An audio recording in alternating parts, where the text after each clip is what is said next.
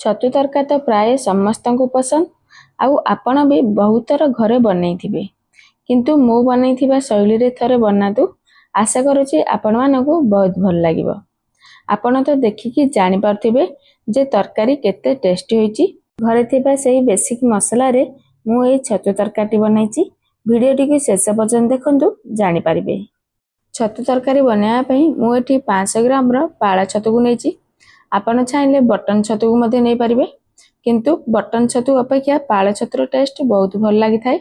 मु एठी पूरा कढ़ छतु नेची, बिल्कुल भी छतु फुटेनी। एही भली कढ़ छतु नेले तरकारी बनेला समय रे तरकारी छतु बिल्कुल भी सॉफ्ट होबनी। एही परी पूरा गोटा गोटा होई रहिथिबो। तो देखंतु छतुर पछपटे थिबा एही मयला जिनिस को काटिकी बाहर करनेबा आउ छतु को मझिरु खंड करनेबा। छतु को बेसी छोट छोट करी काटिबनी। एही भली भाबरे मझिरु फेड़ा करिकी काटिबे। तो देखंतु एही भली भाबरे हमें सबुतक छतु को काटि नेबा। एबे एथिरे पानी को देगी भल भाबरे छतु को थरे धोई नेबा। प्रथमे गोटे थर खाली पानी रे हल्का हाथ रे मंथीकी धोई नेबा। एबे एही पानी को बाहर करनेबा आउ एथिरे गोटे चमच हळदी गुंड को देबा आउ पुणी थरे पानी को देगी एही भली भाबरे हल्का हाथ रे पुणी थरे धोई नेबा। एमिति हळदी पानी रे धोइबा द्वारा छतु रे जहा भी मयला थिबो से बाहरी जिवो। आपण जे कोनसी छतु नियंतु एही भली भाबरे छतु को हळदी पानी रे धोइकी ही तरकारी बनेबे। एबे छतु को पानी रु चिपुडी नेबा। ध्यान रखिबे छतु को टाण करिकी चिपुडीबेनी, हल्का हाथ रे चिपुडीबे। काहेकि ना छतु को टाण करी जदी मुठा करी चिपुडी देबे ताहाले छतु सब भांगी जिवो आ तरकारी बनेला समय तरकारी सब मिली जिवो। सेति पई ध्यान करिकी हल्का हाथ रे छतु को चिपुडी नेबे। एठी देखंतु मु सबुतक छतु को चिपुडी नेची। आउ छतु तरकारी बनाया पई मु एठी दुईटी आलू को एही भली चोपा को बाहर करिकी काटी नेची। एबे आकु साइड करनेबा आउ चलंदु जुबा नेक्स्ट स्टेप को। मु एठी प्रथमे गोटे करेई को गरम कर नेची। सेतिरे सोरिष तेल को देची। एबे काटिकी रखिथिबा आलू को देबा आउ ता सहित अल्प टिके हळदी गुंड आउ अल्प टिके लूण को देगी याकू भल भाबरे भाजी नेबा। ट्राई करबे आपण जेतौली छतु तरकारी बनेबे तो सोरिष तेल नेबा पई, काहेकि ना सोरिष तेल रे छतु तरकारी टेस्ट भल होई थाए। एबे देखंतु आलू एठी भल भाबरे भाजी हे गलानी। एबे याकू गोटे बाउल को बाहर करनेबा आउ एही करे रे ही रखिथिबा छतु को देबा। तो देखंतु एठी तेल टिए बंची जाईची। मु आउ एथिरे तेल दउनी। एतिके तेल रे ही छतु भाजी होई जिवो। ध्यान रखिए छतु आरंभ रु शेष पर्यंत गैस रे फ्लेम को हाई रे रखिकी ही भाजिबे, काहेकि ना छतु रे अधिक पानी अंश थाए। छतु को देला मात्रे ही पानी बाहर जिवो। तो सेति पई गैस रे फ्लेम को हाई करिकी भाजिले छतुर पानी अंश जल्दी सुखी जिवो। देखंतु छतु एठी भाजी गलानी। छतु को बेसी भाजिया किछि दरकार नै। एही भली भाबरे हल्का ही भाजिबे।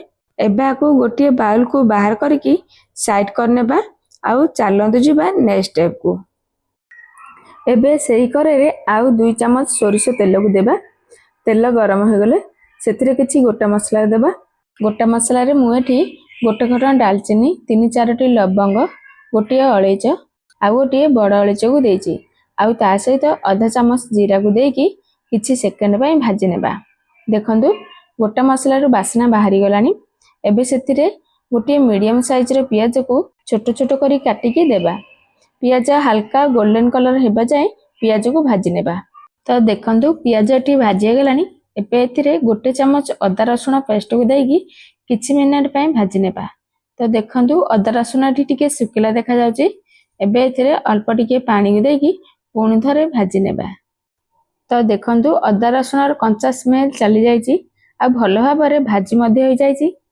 एबे एथिरे मु 2टी मीडियम साइज रे टमाटो को काटिकी देची आउ ता सहित स्वाद अनुसार लूण को देची आउ एठी सब गुंड मसला को देबा। गुंड मसला रे मु एठी गोटे चमच काश्मीर रेड चिली पाउडर देची। एहा राग कम थाए आउ कलर भल आस्थाय, सेति पई मु एठी काश्मीर रेड चिली पाउडर देची। आपण पाखे जदी नाही याकू स्किप करके घरे थिबा नॉर्मल रेड चिली पाउडर को दे परिबे आउ ता सहित आधा चमच हल्दी पाउडर आउ आधा चमच धनिया पाउडर, आधा चमच जीरा पाउडर को देची आउ अल्प टिके पानी को देकी मसला को भल भाबरे कसी नेबा।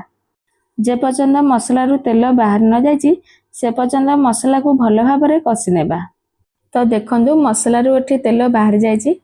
एबे एथिरे भाजिकी रखिथिबा छतु आउ आलू को एथिरे देकी आउ 2 मिनिट पई भल भाव कषि नेबा। आपनकु जदि मो वीडियो देखिया पई भल लागुथाय ताहले मो वीडियो को लाइक करिवे, शेयर करिवे। जदि चैनल रे नुआ छंदी सब्सक्राइब करिया पई जम्मा भी भूलिए नाही। तो देखंतु छतु आउ आलू मसला रे भल भाव कषि हो गलानी। एबे एथिरे पानी को देबा। मु एठी गरम पानी को देइची काहेकि ना गरम पानी देबा द्वारा कुकिंग प्रोसेस चालू रहइबो। एबे एही सब को पानी रे भल भाव मिसई की 5 मिनिट पई कवर करनेबा।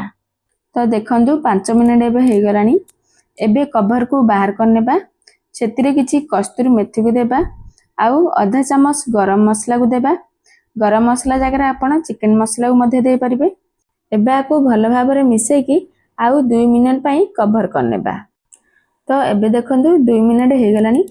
एबे कवर को बाहर करनेबा आउ किछि धनिया पत्र को काटिकी एथिरे देबा।